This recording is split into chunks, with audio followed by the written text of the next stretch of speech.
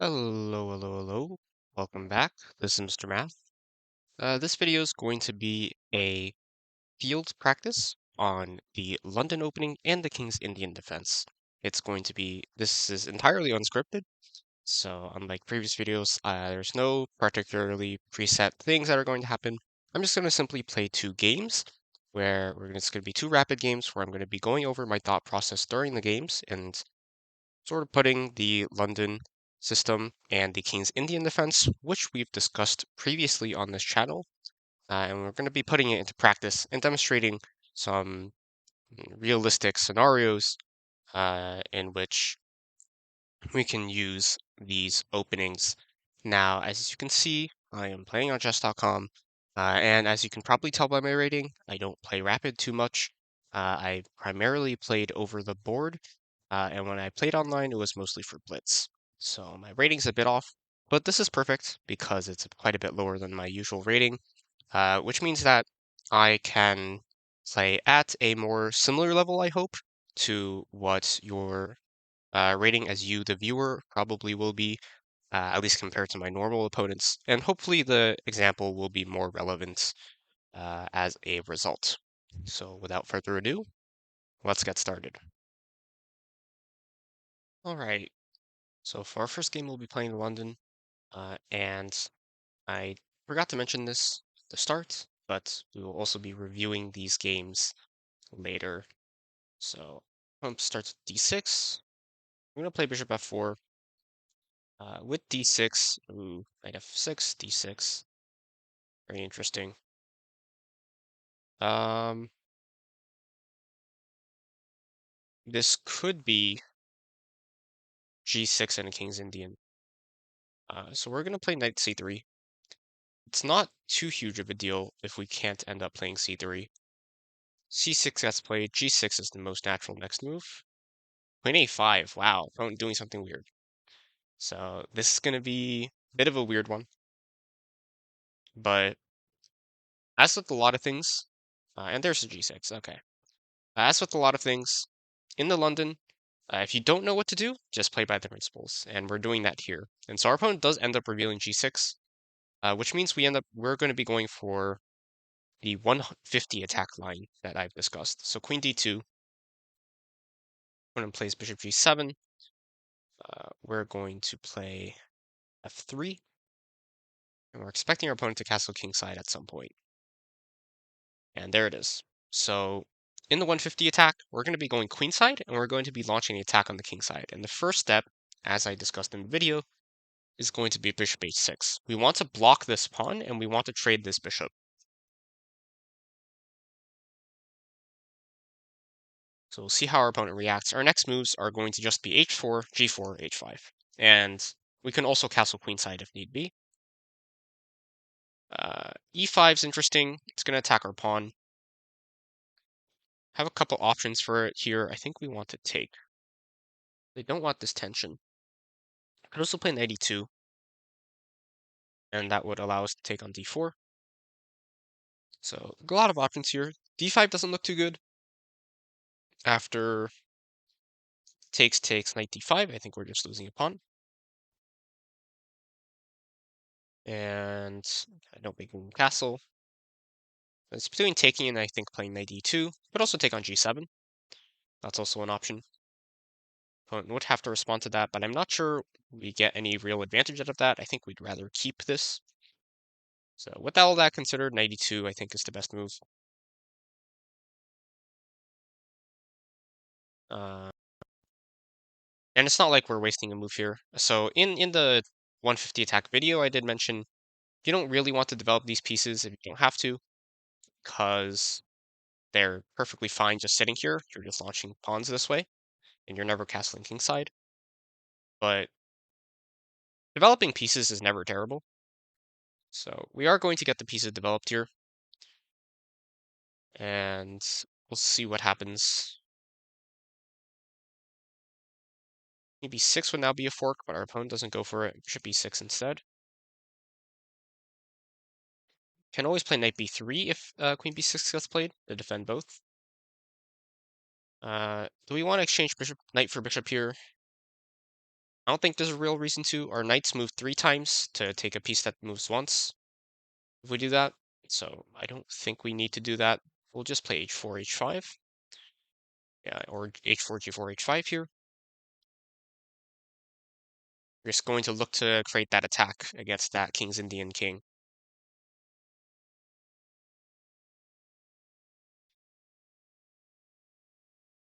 And we're slightly ahead in development. Our king's still in the center, but our opponent hasn't really launched any attack yet. Queen e5 attacks the knight. And I think we want to retreat to e2 here to cover g3. So we'll do that. Any real downside to this? Not really. Still threatening g4, h5.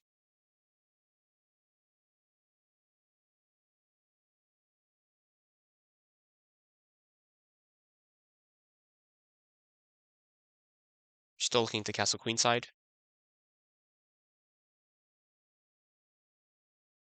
Knight d7 is played. Could also look to just... Does bishop f4 win a pawn? No, there's queen c5. This queen is in a precarious spot. Knight c5 might be incoming. We'll just keep pushing. And just continue the attack. We'll castle at the first sign of danger in the center. Probably in response to d5 is we'll castle. Or rook e8. Or rook a d8. Because if rook fe8, I think we take and play h5. Because one of the black's ideas, I didn't mention this in my London video, one of black's ideas in the 150 attack can be to try and to retreat the bishop to h8 so that they don't have to trade it. Since right now they can't play bishop h8 because there's a pin.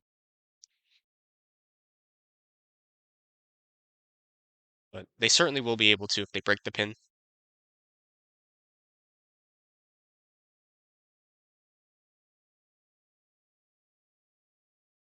Opponent might also be considering sacking on g4, but I think we'd be pretty happy with that. We'll be up a points of material if they do that. Also have to be wary, I'm realizing c5, c4 would win our bishop. Although their queen is probably trapped after c5, there's f4. And yeah, the black queen would be trapped. Or bishop f4 for that matter. So I can't do that right now. And yeah, as I said, that queen is a bit mispositioned.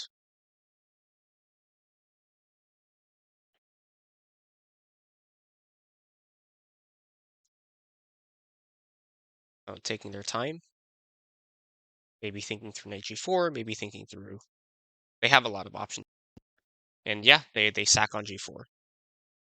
So with this, we'll just be simplifying. So obviously we have to take knight g4, and we'll probably take on g7.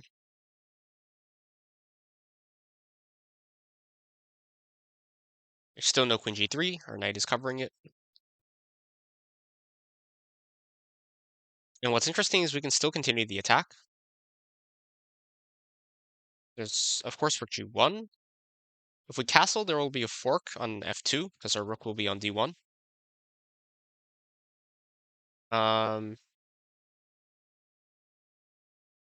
Is h5 playable here? I kind of just want to attack. h5, gh5, and then we can castle, because in response to knight f2, we can go rook g1 check.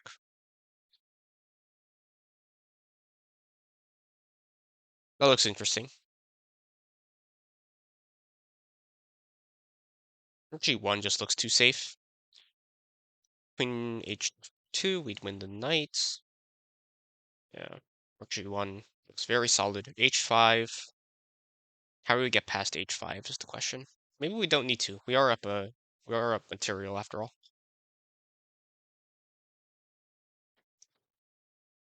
But man, h5 looks exciting.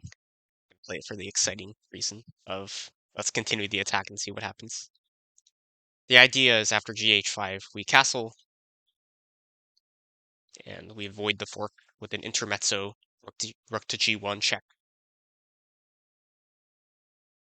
And there's going to be an open g-file to attack the king with. The problem with this position is our bishop is kind of bad. It is blocked by our pawns. But all of our pieces are developed. We're going to get our king to safety next turn. And our opponent's king is going to be white. Wow, h6. They are scared. Can we still castle?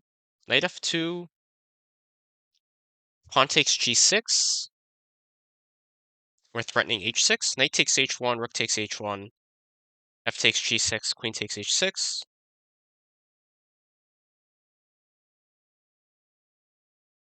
There might also be queen g5. Try and trade the queens. Man, oh man, this is complicated. Could also just take first. Take first and then castle. And of course there will be no knight f2 because of queen h6. That looks safer. Do that. And we're planning rook to g1 here.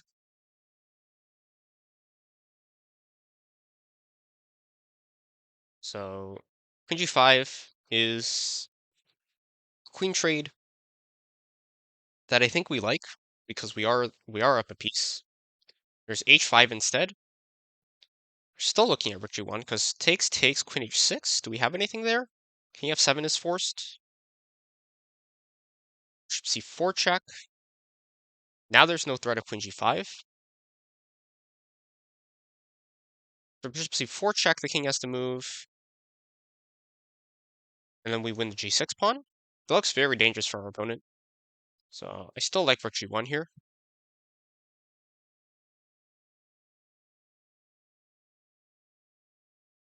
We need to activate this bishop somehow, so bishop c4 is probably getting played in the future, but probably with tempo, because we don't want to be met with b5 followed by b4. Knight f2 played. There's no fork. We can just move the rook. Yeah, and I don't see anything fancy. Takes. There's only one safe square for the rook, though, and that's h4. So maybe they're trying to trap the rook somehow. I don't see how, though. Knight d3. I think we play cd3.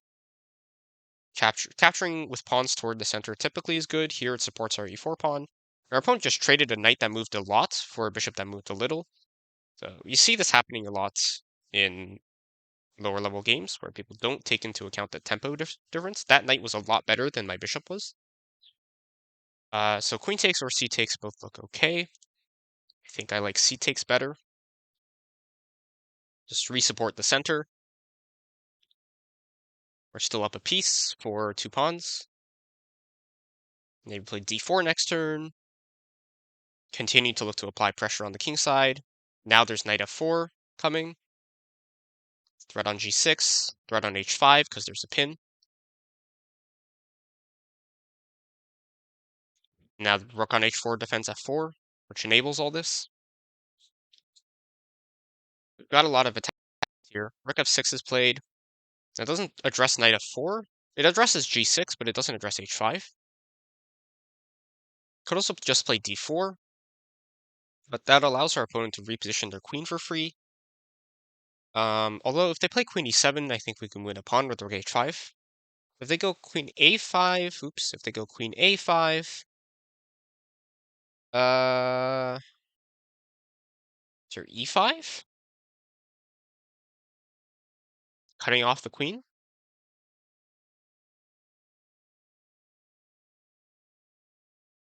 Maybe knight f4 is just safer. But man, e5 looks fun. D takes e5, rook h5, and then we're threatening d takes e5, and there's a pin. And there's also queen h6. That looks like a lot of fun. That looks like too much fun. We're going for it. So if queen a5 defending h5, we have e5. If they don't defend h5, we just take. So yeah, we just take here, I think. There's a pin, so they can't take, and we're threatening queen h6. And they don't address queen h6. Maybe it's not a threat. There's king f7. The king gets away? Maybe the king gets away. But even if the king gets away here with queen f7, they block their own doubled rooks. We can also play queen h7 and trade the queens, if we so choose. There's also a lot of tactics here. Looking at rook g6, rook f5, rook f6. I don't think that quite works out. So just play rook g5 and attack g6. I think I like that the most. Very difficult for black to defend here. Rook g8, there's queen h7. So they're just going to concede the g6 pawn here.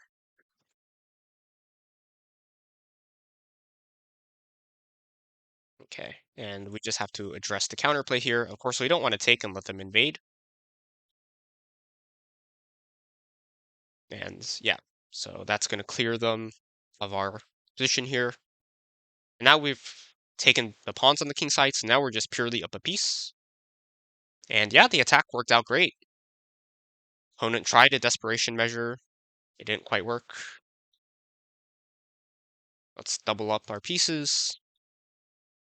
Harass our opponents a bit more. Try to centralize. Try to make sure our king keeps safe as well. There is rook g8. So let's try probably rook f1. Ooh, that walks into knight e4 check. There are some discoveries here that are irritating. Queen f5 then. Of course, knight e4 check, queen e4, and we're fine. Knight d5, we just move the queen away. I don't think the discoveries are too threatening here. I've also looked at queen g7, trying to trade the queens, and that's probably what I should have done, actually. King c7, play d5, look for those trades. First of cd5, knight d5, queen d5, and rook c1.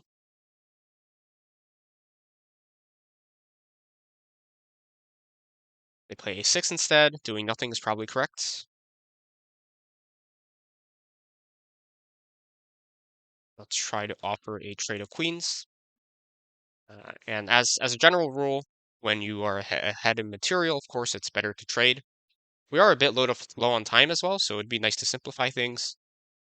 I might have to reduce my commentary. So yeah, we trade queens there. I pre-move the trade. That's a safe pre-move. We have check. Let's support this pawn forward. Continue to keep our pieces active. It's also the end game now, so our king needs to get into the fray. As is their king. Can push it back maybe with a6 or a3 b4. But they're not going to let us. Let's just keep pushing the pawn. Try to promote, maybe knight e6, knight c7. And throw in an intermezzo check here before we capture on b4 so that their king can't invade. Now king b5, we have knight c7 and a fork. I think we play knight c7 anyway because we're looking to promote.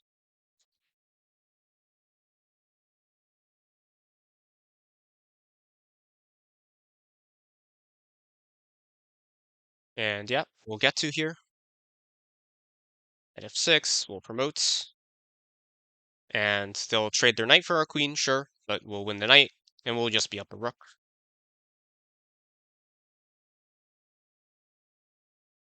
And 40 seconds is plenty. Make sure they can't do anything. Make sure there's no counterplay. We're threatening mate here. King e5 is forced. Force their king away. Attack their weakest. This is the pawn chain. You always attack the weakest link in the chain, which is the pawn in the back. That's a more intermediate concept. And there we go. We've made another passed pawn. And that's how we're going to win this game.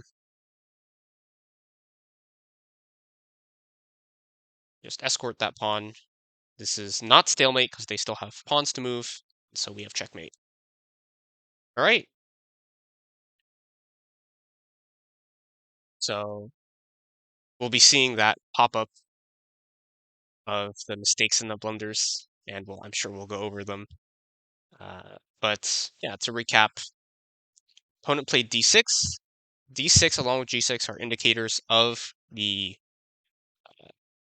King's Indian defense, as I mentioned in the video. And so we pivoted our plans to go for a 150 attack instead.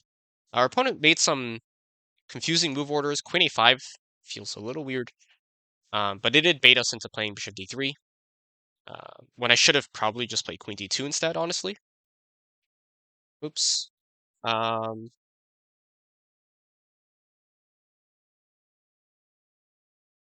And of course, we went for h4, g4, the kingside attack. They threw in their way of trying to deal with it, but we pushed through, won some material, and continued applying pressure consistently, winning some pawns, and eventually breaking through. And the rest of the game was just cleaning up. We activated our king, utilized our passed pawns, and we won the game. And so next, we'll be doing the King's Indian defense game, and then after that, we'll be doing analysis of both games. So we got our first game, and we'll be playing as black, which means we're going to be looking for the King's Indian. And I'll be going over each game afterwards as well. So stick around after both games are played. And I should mention this at the start of the London game as well. So we're facing a Queen's Gambit, it seems, with d4 and c4. We're just going to play the King's Indian, g6, d6, as I have mentioned in videos. And our setup is g6, d6, bishop g7. We have knight c3. We're expecting e4 soon. And yeah, this is very standard so far. Knight f3 is a little bit weird, committing knight to f3 for no seemingly important reason. So now we know that they're going to play knight f3 instead of pawn to f3, e4, and they're probably going to go bishop e2 as well. They could also be looking for a burn attack with bishop g5. We'll see what happens there. Little castle is so far fairly normal. And yeah, there's bishop e2. So as we've discussed, when the opponent looks like they're castling kingside, our game plan is going to be to look to play e5. So we'll go knight d7 here, preparing e5. And there's castles, and we'll play e5. And our opponent has the option to push, to trade, or to keep things as they are. And we'll see which option they take, and we'll react accordingly. If they push, we're going to play knight c5 and attack the e-pawn. If they trade, we'll trade back. With the knight or with the pawn are both fine. And if they keep things the way they are, we'll actually take to open up the diagonal for our bishop. So we'll see what they do here. And they play bishop g5, which means we'll take the third option here, and we'll take on d4. And now after knight captures d4, we'll have a nice long diagonal for our bishop to play around on. And we can begin to pressure our opponent's position. So we have a lot of options. Probably want to continue developments. So that would be rook e8. c6, prophylactically defending b5 also looks fine, so does a6 for similar reasons. We also want to move our knights, maybe pressure e4 that way as well. Oh, that's difficult while there's a pin. So I think rook e8 looks like the most natural move here. We'll be fighting for control of the center. And I didn't talk too much about this line during the video, so it'll be good to have a practical example of it. And by the video, of course, I mean the video regarding the King's Indian.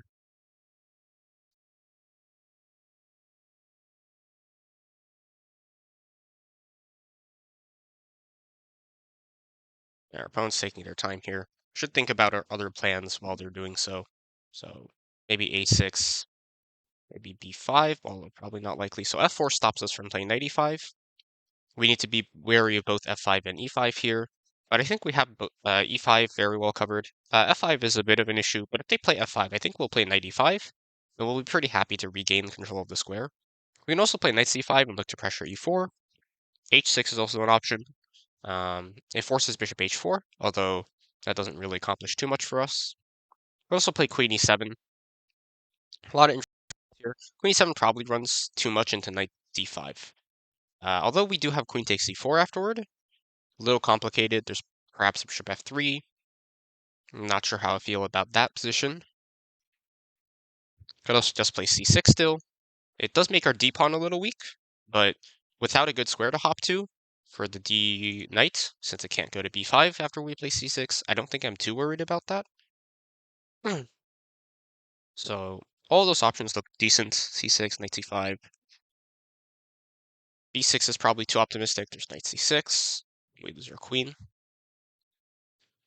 And I'm still not sure what h6 accomplishes, although h6 does allow us, I guess, after bishop h4, to respond to f5 with g5. That's what it does. Is there any big downside to playing h6 here? I don't see one, because normally the downside is that your opponent's queen and bishop get to target h6, but the bishop can only retreat. h6 looks good, since f4 stopped white from going back to e3 and preparing to pressure the h6 pawn. So we can play this, and we'll look to play either knight c5, or maybe c6.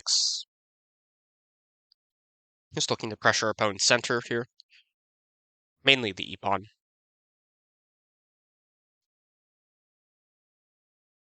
And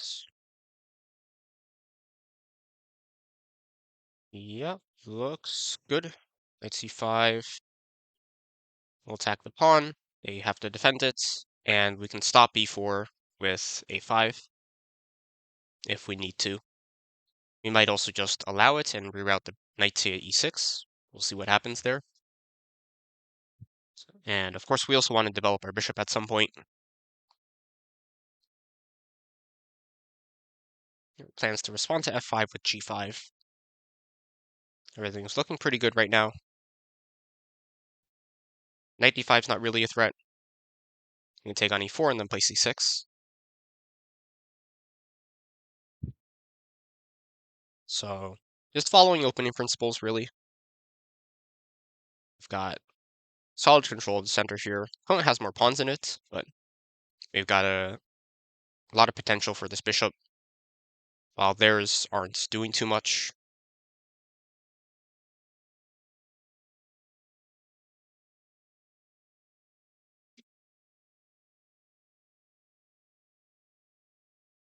And yeah, so we should continue thinking since our opponent's taking their time.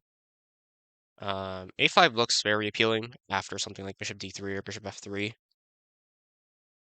And white doesn't really have too many threats here. We play something like a5, follow up with c6. Maybe look at queen c7 or queen b6 to develop the queen, and bishop d7 will be the default way of developing bishop, although bishop e6 might also work, especially if bishop f3 is played, since that'll attack the... And yeah, there's bishop f3. Should also look at queen d7, just because it breaks the pin, but I don't think that's appropriate here. It'll block our bishop. So we can play a5, try and secure b4. Looks reasonable. Of course, we want to keep our knight on the strong square, attacking the e-pawn. If our opponent plays a3, we can consider a4 and prepping en passant in case of b4. Of course, we also don't have to do that. And we can just sit there if we'd like. Let our opponent spend their move playing b4. We also do need to be a bit wary of this bishop now, and this diagonal. e5 is a little more viable than before, although still not very. We do have two pieces defending b7. Should also keep in mind the idea that our rook maybe can activate this way. Okay, rook e1's fairly standard, defending the e-pawn. And I think we'll just want to keep improving our position. I think c6 looks good here to deny the b5 square from our opponent, and deny d5 as well.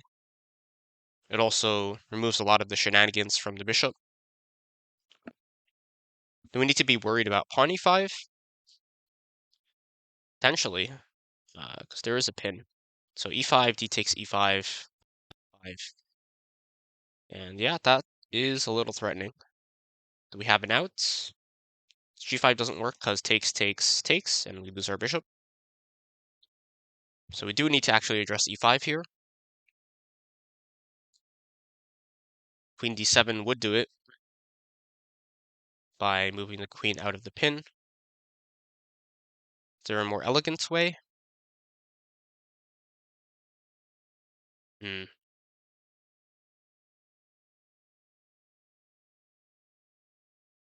Maybe we should have played c6 last turn. Now we'd have something like queen c7, which would be quite good. Queen d7 looks very bad. So it does block our bishop, but we're not too afraid of that, I don't think. We do need to address e5, though. Hmm. Also looking at g5 and knight h7, but I don't think, with the idea of the pin, I don't think that works because they take and then that hits our bishop. What to do, what to do. Knight d7 doesn't look too hot. Yeah, I think a better player could come up with something better here, but I only see queen d7. We are still at least developing a piece with queen d7, even if it is blocking our bishop.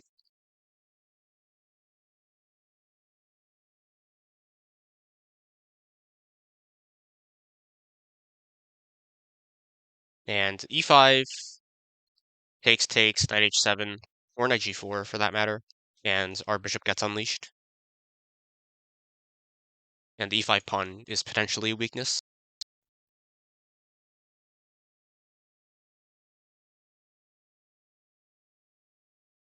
I think rook a6 is getting more and more interesting. Breaks the pin, potentially. And with this bishop blocked by our queen, we'll probably want to activate our rook a different way.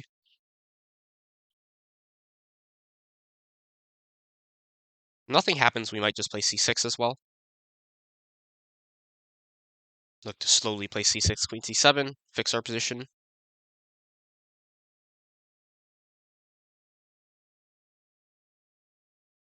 And both players' time running a bit low. We are now in blitz territory, with less than 5 minutes for each player.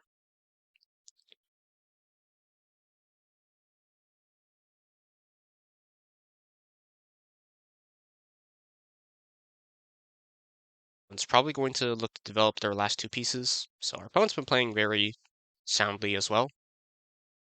They've developed most of their pieces, just the queen and the rook left for them. And for us, it's just the bishop and the rook left. So while we are in the middle game, we still also haven't completely finished our development yet. I do think I would be reacting to a3 with a4 at this point. And wow, bishop takes f6. Is there a tactical reason for this? I don't see one. That just enables bishop. I'm pretty happy usually with the bishop for knight trade. But ooh, maybe they're planning f5 next turn. I think we definitely don't take on d4, because this bishop is a lot stronger than that knight, and we also don't want to allow queen takes d4 followed by knight f6. But between bishop g7 and h8, bishop h8 looks weird, and it might be better because my opponent's looking to go f5, f6.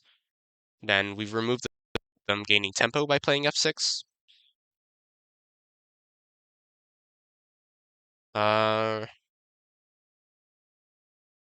It's also a question of what the bishop accomplishes on g7. I guess it defends h6 and retains the option to go to f8, which might be better. Might be better if our opponent plays f5 to go to f8.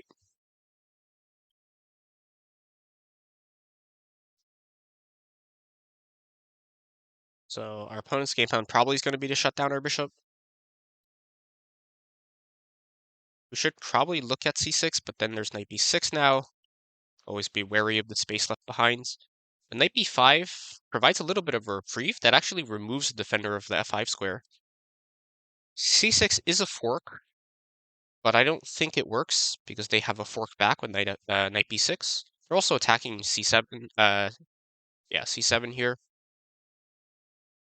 b2 pawn is also hang. If we go knight e6, there's probably f5. So knight a6 looks correct here. Let's defend this. They have to defend b2. Did I say b7 earlier? Probably said b7 earlier. That's b2.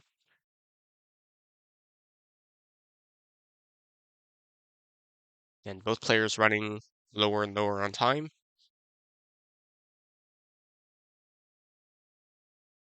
They might just retreat a knight to c3 to defend b2. They also could play something like queen c2. Queen c2 is probably best. That takes an eye off d6.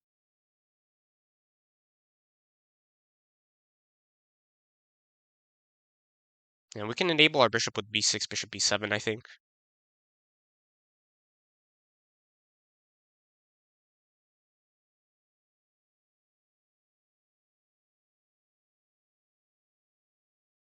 Do need to be a bit wary of e5, though.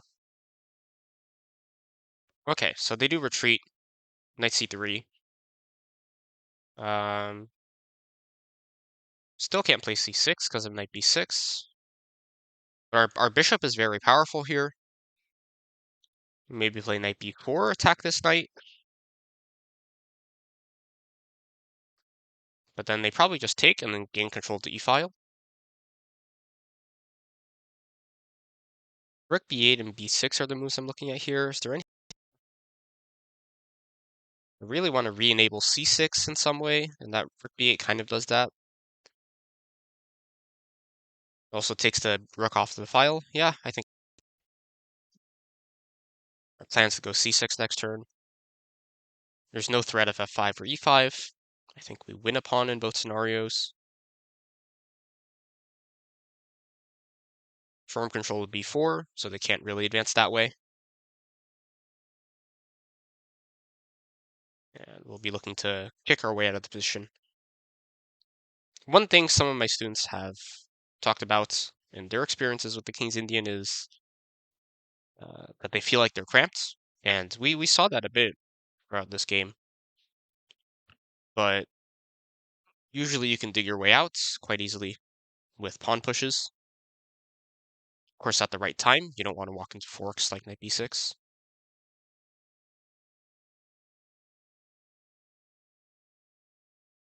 We'll see what our opponent does here. And probably should continue their development. Again, I'm a little surprised they haven't played queen c2 or rook d1.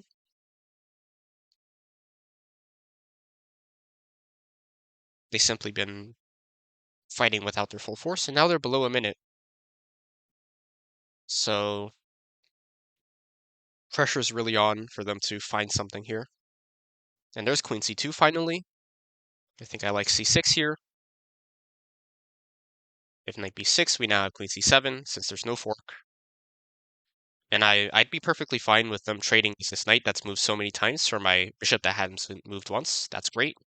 So we're entering the lag part of the middle game, the close to end game, but not quite. My bishop is better than their bishop, and my knight is pretty similar to their knight. We'll play knight c5 here, I think. And now it's about some equal, if not better. My pawn is in a great position to stop their knight from moving. Bishop g4 attacks our rook, but we were planning to move it to the center anyway.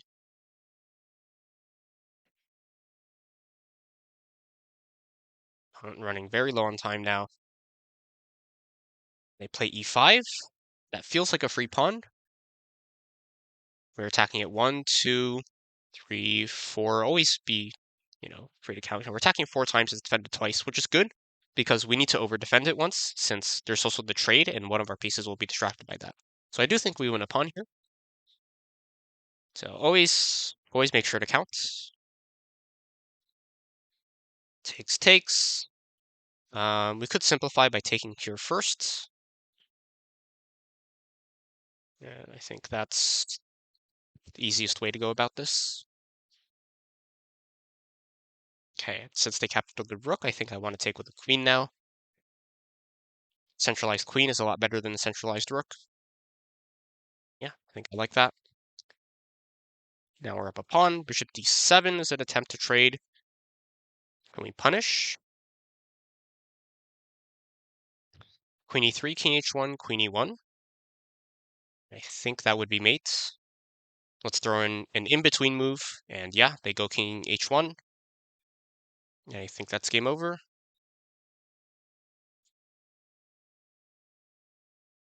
And our opponent resigns. So overall, I'll give my quick thoughts. So we did end up in the exchange line, which again, I didn't talk too much about throughout the video detailing the King's Indian. I only mentioned that we're looking to pressure this pawn, we're looking to develop our pieces. And we did do that here.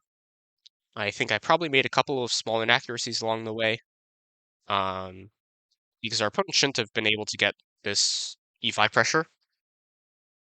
So I probably made some small inaccuracy along the way, but we played reasonable moves. we addressed threats when they came, and then we were able to defend and push our opponent's pieces back. Our opponent wasted a bunch of moves playing knight b5, knight c3, playing, knight d5, knight b6, knight takes c8, and we just stuck to good fundamentals, and we eventually came out on top, one pawn, because our opponent got a bit too aggressive, and finished him off with a back rank mate. So after this, we'll move on now to analysis of our two games. Okay, so we finished both games and analyzing each, starting with the London. So in the London, we started with d4, bishop f4, and our opponent very quickly went into, as mentioned, d6 and g6 for the King's Indian. And so, of course, what we went for was we abandoned c3, we played knight c3 instead, and we're going for this lineup here and the 150 attack. Our opponent did the standard stuff, bishop h6. We went for our attack, bishop h6. E5 was a little weird. We should have played d takes e5, but we developed instead, and that's fine as well. And we very quickly began our attack on the king side. Of course, our knight got attacked, we retreated, and g4. And our opponent, now normally our continuation, as we would have mentioned, would be h5, followed by taking, taking, and playing queen h6. But our opponent makes the decision here for us, bishop takes g4, and of course that means now that we can simply take this, and now our opponent spent their bishop on our two pawns, which means if you count, it's 3 compared to 2, so we go up 1 point of material here. Which means we now just need to focus on making solid moves. And as general rules, when you're ahead, trading becomes good because I've discussed this previously. I think I discussed it in the endgame principles video, actually. And basically, when you are ahead, trading is good because if you think about the pieces, the material of the pieces like a fraction, the fraction of the advantage becomes bigger the fewer pieces are on the board. So what does that mean? Example, 5 over 4, right? Imagine I have 5 points of material, you have 4 points of material. The fraction would be 5 over 4, which is 1.25. But if we trade a point of material, that then becomes 4 over 3. And now the advantage is now 1.33, right? So the bigger uh, the more pieces are on the board, uh, the more chance there is for a comeback, the more complications there still are, and the more ability the defending player has to still pull things together. So we want to trade things to end up trading bishop. And it's important, though, with that trading mindset to not just go all out on trading and to still focus on making good moves. Our opponent's king here is still going to be very vulnerable here. And so I opt to continue the attack h5. And I'm noticing that there are lines opened for us by our opponent's sacrifice. And I'm going to make use of them. So we open up some more lines, and we, of course, don't forget about king safety. And we very quickly move our rooks to both of these. So you can think of probably a couple moves ago was the real end of the opening. But you can think of this position as well. And if you just evaluate it in terms of king safety, this king's obviously a lot safer than this one. In terms of developments, yes, my pieces aren't in, my rooks aren't in the center, but they are where it matters, which is on aiming at the king. And I've got all my pieces developed, right? Whereas my opponent's rook is stuck on a part that doesn't really matter. So I'm still ahead in development, not only in material, but also in development. From here on, it's a matter of technique closing it out, just remembering the principles, continuing the attack, right, and trading pieces while doing so. Our opponent actually helps us here, as discussed during the game. Knight g4 would have been significantly better. This knight is a way better piece than this bishop is. This bishop is an intermediate concept again, but this is called a bad bishop because the bishop is blocked by its own pawns. And our opponent's knight is very strong because it has an outpost on g4, which is a square where my pawns cannot attack it in any way because they're too far. So this knight is significantly better than this bishop, and not only that, my opponent also shouldn't trade here because they're behind in material, right? So this trade is all sorts of wrong from a fundamental perspective, and as a result, it's a pretty terrible move that basically secures my attack on the king side because my opponent just traded their best defending piece that was blocking my rooks for my worst piece, which was this bishop on d3 that was stuck and kind of doing nothing. And now I also get to take with the pawn and get to push in the center. And that's immediately what I do, d4, queen e7, and of course, tactics like this aren't necessary, and completely winning without them. The second best move in this position, for example, is just knight f4, continuing to improve the position. But of course, rook takes h5. If you see the tactic, you can win a pawn like this. And we continue the attack. Queen h6, king f7, continuing pressuring our opponent's board. And our opponent continues to help us by trading pieces. And from here on out, we just need to keep making solid moves. Make sure they don't create counterplay. Make sure we don't blunder. For example, I mentioned during the game something like rook f1 would be a blunder that gives away all of our uh, advantage due to a knight discovered attack combined with the check. So instead, we avoid that. Queen f5 is fine because the queen can get out of the way by taking the knight. And we continue to try and trade things. So we trade pawns, trade queens, right? And we create a passed pawn, which is this is the main win condition. I've also discussed this in the endgame principles video that the main way of winning in the endgame is to create passed pawns because passed pawns can create queens. And we support this passed pawn, also activate our king because now that it's the endgame, and especially once the queens are off the board, there's no real checkmate threat on the king anymore. And so the king now becomes actually one of the more impactful pieces. I'm walling off my opponent's king here, helping support the pawn at e4. And we continue going for trades. We traded for the pawns here, and we support this pawn on its journey to become a queen, force this rook out, and make a queen. And now we're up a whole rook, and we can use this rook to convert another passed pawn. And that's precisely what we do. And our opponent tries to block it, which means we get to a nice little checkmate. So that was a nice demonstration of a London game where our opponent played the anti-London, which is King's Indian defense designed to stop you from playing the traditional London lines. However, as I've discussed in my video, the 150 attack is a great response to that, and we kind of got to see why we got a great attack. Our opponent tried some defensive tactics that just didn't work out for them, and we followed principles of trading pieces to close out the game. And our second game was with the King's Indian Defense, or the KID as I like to call it, KID, short for King's Indian Defense. And we had a fairly standard King's Indian Defense start here. So these moves should be memorized, right? The setup, knights go here, pawns go here. You do a fiend shadowed bishop, and you very quickly castle kingside. And you do give up central control at the start, but you immediately strike back. And our opponent chose to castle kingside, which means, we have the flexibility of going c5 or e5, and when our opponent goes kingside, we go kingside and we go e5. And now our opponent had three options. If they had played d5, we would go knight c5, threaten this pawn, and then look to play knight e8 and f5 to attack on the kingside. If our opponent had traded, we would trade back probably with the knights, and then play this according to principles, trying to fight for control of the d-file, developing our remaining pieces. But our opponent went for a third option, which is to not do anything to the pawns at all, and in this scenario, we took on d4. So now we've opened up our bishop, and the priority from now on is to continue to develop our pieces. Rook e8, developing the rook.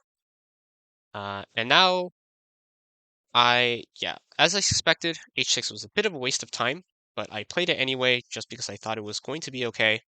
It ended up not being because it allowed white's bishop to gain an extra move in its reorganization. So I kind of broke one of my own rules there. and that's a big mistake that I made, honestly. That there's one of the opening rules is that you shouldn't push side pawns unless you have a really good reason. Then I didn't have a really good reason here. Significantly better was six, stop knight d5, and prevent, as well as knight d5, and prevent some of the shenanigans that we'll see later in the game. I really should have played c6 quite a bit earlier. I play h6, and then I follow up with knight c5. And the problem with this line is that it gives my opponent a bunch of control over e5 later on. And I then play a5. This wasn't necessary. I should have played c6 instead. And I shouldn't be too scared of b4 because after knight e6, knight takes e6, bishop takes e6. I'm perfectly fine here. My opponent's center looks strong, but I've got my pieces developed, and I can honestly attack these pieces quite well. My bishop, again, has an even longer diagonal after b4. I really should not have been scared of this, but I play a5, and that wastes just too much time not fighting for the center. And now my opponent has rook e1, and it's here during the game that I realized that I have messed up. And I didn't know where I had messed up yet, but unsurprisingly, the two big mistakes I had made were a5 and h6, two side pawn pushes that really just weren't necessary, and I broke my own opening principles here, and here I kind of paid, because now e5 is kind of unstoppable. And the big deal is that if I go something like c6, e5, d takes e5, f takes e5, there's a pin here on the knight, and it's being attacked. And this is not very good for me. My opponent has complete control of the center, and I might lose a piece. So I got, I got my just desserts. I messed up my principles, and this is what happens. So I play queen d7 here, trying to break the pin. But my opponent, thankfully, lets up on the pressure. So here's another rule with regard to trading that I don't think I've mentioned yet, and that's that when you're attacking, but you're not ahead in material yet, you shouldn't trade. And that's because you're relieving pressure from your opponent. Here, knight bd5 would have been better to continue to apply pressure to the, or sorry, I said knight bd5 and then I moved knight cd5. A knight bd5 would have been, knight db5, I'm sorry. Knight db5 would have been better. To continue to apply pressure to this position, attack c7, maybe look to follow up with knight d5 later, right? And also attacking d6 stops me from playing c6, and e5 is coming to apply even more pressure to the queen side. And of course, that would have been better. But my opponent lets up on the pressure, lets up on the gas, and that's what really bails me out. Bishop takes f6, trades a bishop for a knight in an attacking position. So my opponent breaks some principles here. And now I'm mostly freed. Knight takes bishop g7, and the position's almost back to equal. Because now all that pressure from that pin, all that pressure from that bishop is gone. And I really can restabilize here. After knight b5, tactically, I could have even played c6, because after knight b6, queen d8, knight takes a8, c takes b5, c takes b5. It turns out that this knight is actually trapped, and I would be able to play bishop d7 here and take the knight. Unfortunately, I didn't see that during the game, and I panicked a little bit here, and I played sorry, knight a6, which is the second best move, defending c6, but or c7. But even here, I'm still fine.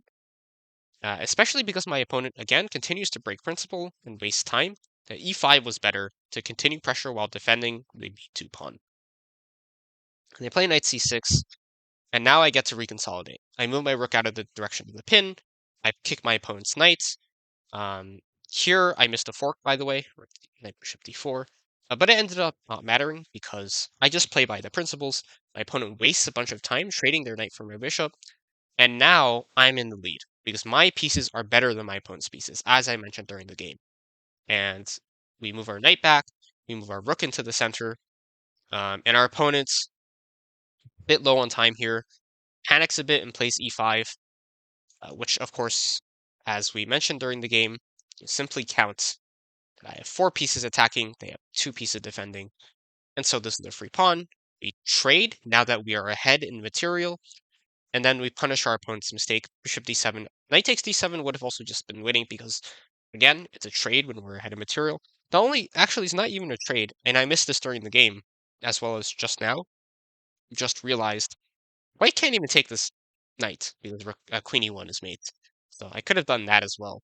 But we go for queen e3 instead, and this is very similar. King h1, and we have checkmate with queen e1.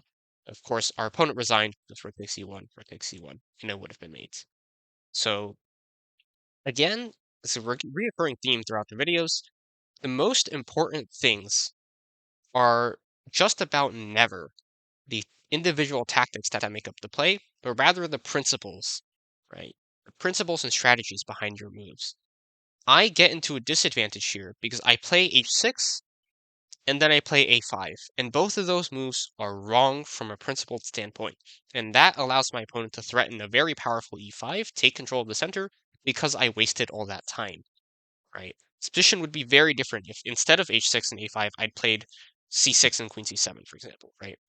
Um, So my opponent got the early lead because I violated those positional principles. But my opponent threw their lead by violating principles right back, by trading when they weren't supposed to, by wasting moves, moving pieces multiple times, right? Their knights did a little dance here, right? This knight went from, I think, f3 to d4 to b5 to c3, and this knight went from c3 to d5, and then eventually to b6, right, to b6, and then to c8. So their knights each made 1, 2, 3, 4, and 1, 2, 3, 4. They both made 4 moves. And this knight didn't trade for anything. This knight traded for a bishop that didn't move at all, didn't move a single time. And because of that, they wasted time the same way I wasted time with a5 and h6. And so I was able to recover to the point where in the late game, this bishop was better than this bishop, and this knight was better than this knight. And I was able to eventually convert an advantage. And again, using the same principles of when to trade. My opponent's trades were bad, but mine, because I was now ahead in material, were good. And I was able to make a quick and beautiful back rank checkmate.